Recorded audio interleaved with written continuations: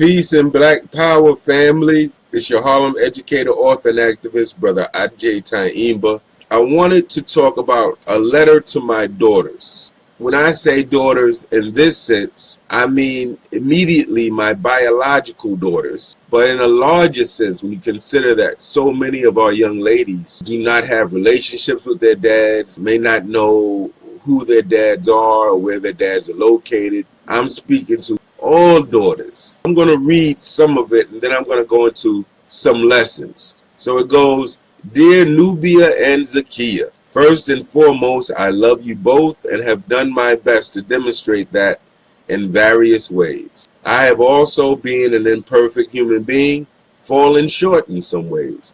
But I want you to know that much of my life was spent and is still being spent in service to you. I've done the best I can with what I knew and had, and I've tried to be mature, fair, and very loving in my interactions with you. I don't trust my legacy in the hands, the mouths, or the brains of other people.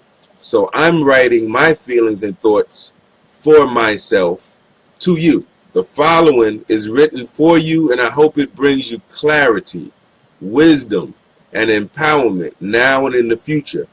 Because there will come a time where we cannot speak directly, or inevitably when I transition to the ancestral realm. I've worked with Black and Latino youth and their families for most of my adult life. So naturally, working with young people so much, I've given a lot of thought to my own youth. You know, when I was like a preteen or teen or a young adult man. And I think about the things that I was struggling with, or the things that I gave a lot of energy or time or thought when I was a younger man. And it would be things like trying to establish my identity, who I was and who I wanted to be. Being curious and awkward around young ladies that I found attractive. Balancing my love for these various interests I had, football, poetry. I was a hip-hop MC. I had a group, you know, so there was a lot of things. Chess I was very interested in. And then, of course, my growing political consciousness and trying to balance these things and make room for them, and in some cases discard or put some of them on the back burner so I could give others more energy. You know, so I kind of abandoned football at one point, and I kind of gave emceeing less attention and started focusing more squarely on my political consciousness, more reading and more studying, more going to events, you know, things like that. I think about the fighting and the snapping, joking other brothers and sisters, and they joking me as kind of a rite of passage for Black boys in most of our urban areas. Y'all know what I mean. You know, I think about how I was trying to resolve and reconcile the disparity between what my parents were teaching me versus the lessons I learned in the streets or in school or in different organizations, church, you know, trying to balance that and see where they fit in with each other. You know, I think about how children and teens struggle with identity issues, body image, being accepted, peer pressure, etc. And my reflections on these things led me to do two things. Number one, to write a book called Truth for Our Youth, a self-empowerment book for teens. On a personal level, that book was written for my daughters, for my baby girls.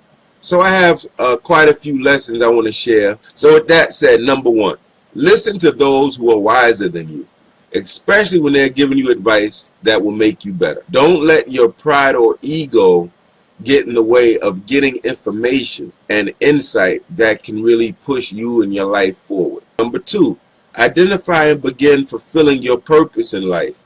Don't float around aimlessly like a feather in the wind. You'll be surprised at how much just doing this will keep you out of trouble, foolishness, and counterproductive activities. 3, avoid being impulsive or overly emotional. Don't be quick to respond or react to everything, what everybody says. Instead, strive to be mature, strategic, and wise. Number 4, focus on understanding and perceiving things and people as they actually are, not just as you wish them to be. We must always perceive reality accurately so that we can respond or act appropriately to it. Number 4, discover and be your authentic self. Don't falsely represent yourself to others. Number 5, study and closely observe what people produce and create. The things you produce say far more about who and what you are than any words from your mouth. Learn early how to make wise decisions. The decisions you make are a reflection of your wisdom or your lack thereof, and you will often feel the effects of your decisions long after you make them. Number 7, integrity. Integrity is defined by how closely what you do corresponds or matches what you say or the principles you believe in. Number 8, spend a good portion of your time investing in your talents, your intelligence, and your character. Use these youthful years when you don't have as many bills, you don't have all these family obligations. Use this time to prepare for an empowered and properly equipped adulthood. Number 10, remember this law of physics. A body at rest tends to stay at rest unless a force comes along to move it. And a body in motion tends to stay in motion unless a force comes along to stop it. In other words, in life, you're going to find some people are bodies in motion. Other people are bodies at rest. Observe this law and make sure that you are a body in motion. You're somebody that's constantly thinking, have a purposeful life, have goals you want to achieve. Number 11, people are always going to make judgments of you.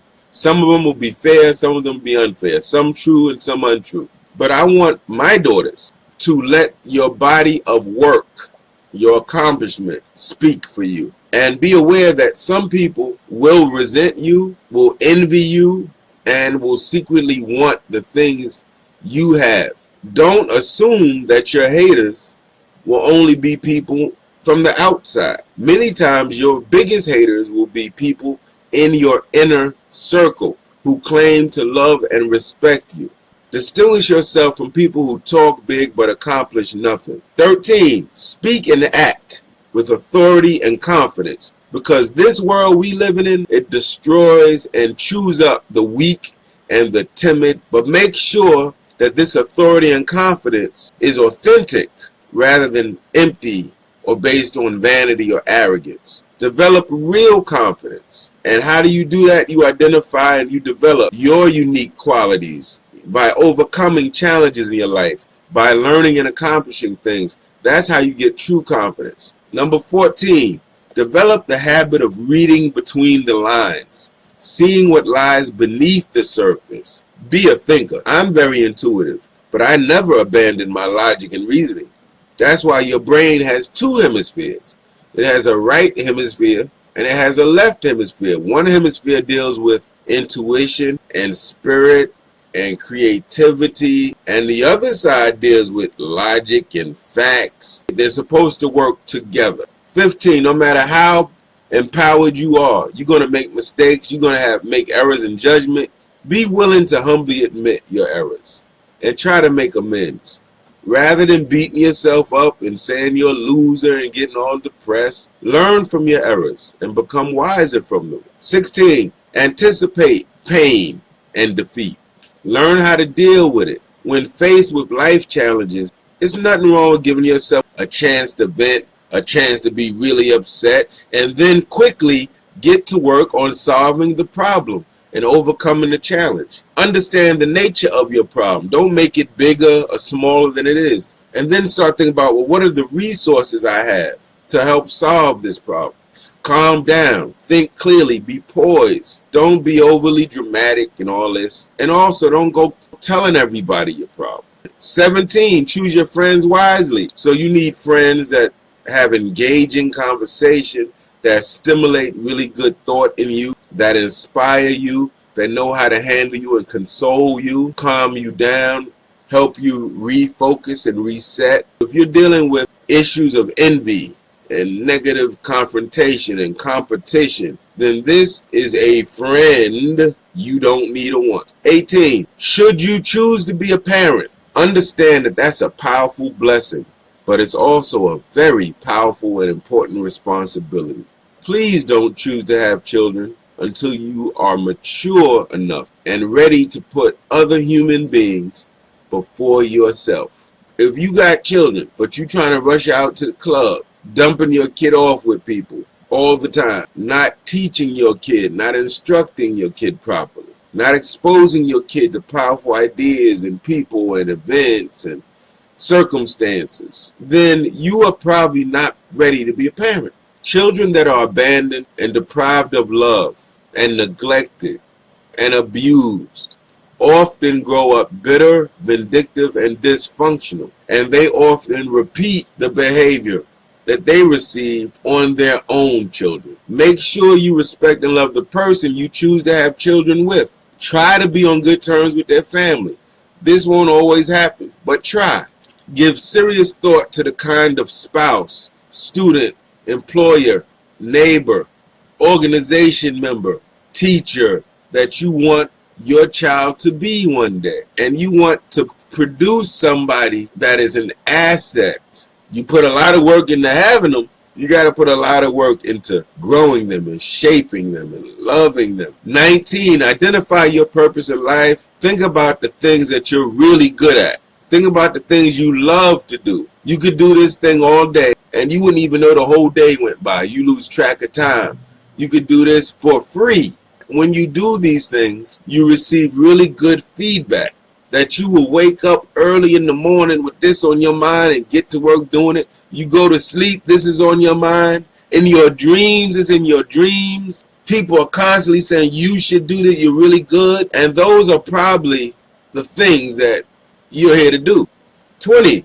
Identify and eliminate toxic people from your life. Deeply dysfunctional and toxic people are energy drainers, and they are not worth your time or resources. They are always a bad bet and an investment that never pays dividends. We are not put here to have our lives negatively affected and tainted by other people who deep down inside are unwilling to let go of the pain, the ignorance, and the chronically bad choices that dominate their lives. Let them and their toxic energy go. We have to attach ourselves to people who build, who elevate, who inspire. 21. Whatever you do and wherever you are, find ways to educate, empower, and liberate black people. 22. Work to become a producer, not simply a consumer of what other people produce. You will have more power over your life and you'll be a greater resource to other people. Be a slave, overseer, or docile worker of no one. Remember what your last name means. Tyehimba. We stand as a nation. Love always, Daddy.